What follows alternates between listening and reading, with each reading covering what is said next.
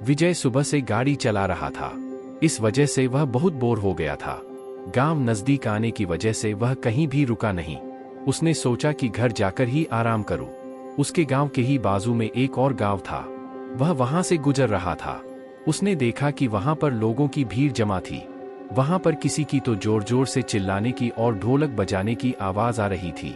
विजय शहरी इलाके में ही छोटे से बड़ा हुआ था। आज वह पहली बार ही अपने गांव जा रहा था। उसकी गांव में जमीन थी। उसके पिता जिंदा थे तब तक उन्होंने विजय को वह जमीन बेचने नहीं दी, पर उनके बाद विजय ने वह जमीन होटल प्रोजेक्ट के लिए बेचने का निर्णय लिया। उसी काम से वह गांव जा रहा था। वह जिस गांव से जा रहा था उस गांव में से उसे ढोल बजने की आवाज आ रही थी।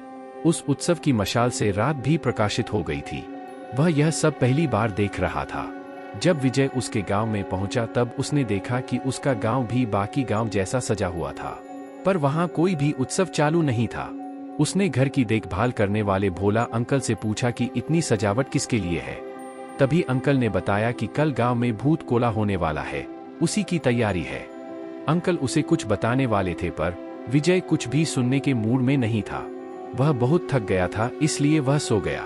जब सुबह हो गई तब होटल प्रोजेक्ट के आदमी उससे मिलने के लिए उसके घर आए।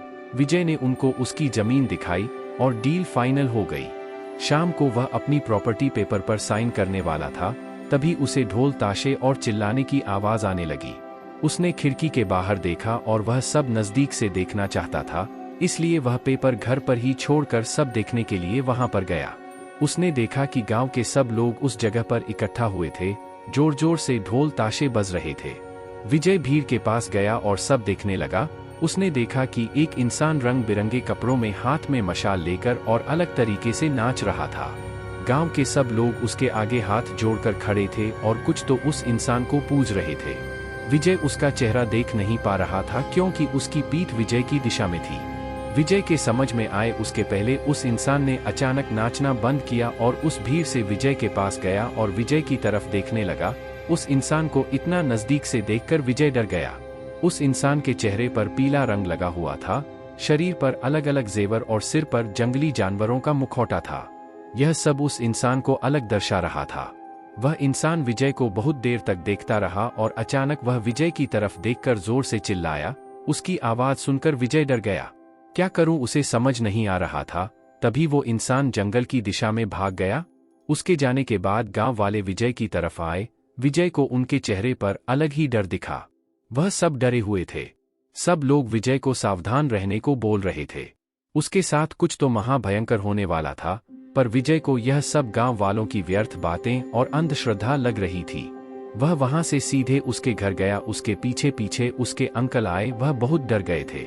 वह विजय को बोले, जो अभी तुम्हारे पर चिल्लाए वह पंजूरी भगवान थे, जो गांव के लोगों की और उनकी जमीन की रक्षा करते हैं और सभी विपत्तियों से लोगों की रक्षा करते हैं।